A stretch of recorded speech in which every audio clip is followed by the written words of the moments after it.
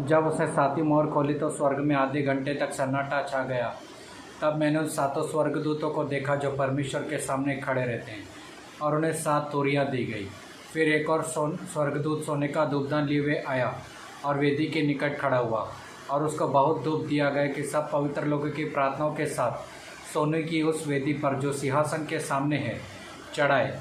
उस धूप का धुआं पवित्र लोगों की प्रार्थनाओं सहित स्वर्गदूत के हाथ से परमेश्वर के सामने पहुंच गया। तब स्वर्गदूत ने धूपदान लेकर उसमें वेदी की आग भरी और पृथ्वी पर डाल दी, और गर्जन और शब्द और बिजलियां और भूकंप होने लगे। तब वे सातों स्वर्गदूत जिनके पास 7 तोरियां थी फूंकने को तैयार हुए। अतः पहले स्वर्गदूत ने तुरही फूंकी, और लहू से मिले हुए ओले और आग उत्पन्न हुई और पृथ्वी पर डाल दी गई, और पृथ्वी की 1/3 जल गई, पेड़ों की 1/3 जल गई, सब हरी घास जल गई।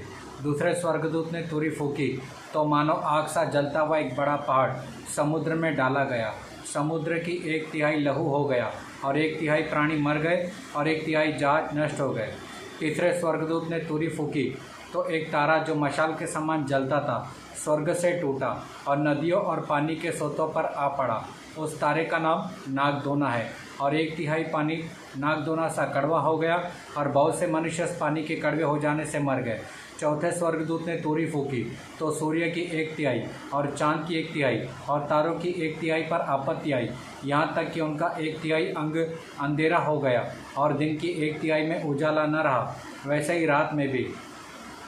फिर मैंने देखा कि आकाश के बीच में उड़ते हुए उकाब को यह कहते हुए सुना, उन 3 स्वर्गदूतों की तुरही के शब्दों के कारण जिनका फूंकना अभी बाकी है, पृथ्वी के रहने वालों पर हाय हाय हाय। आमीन।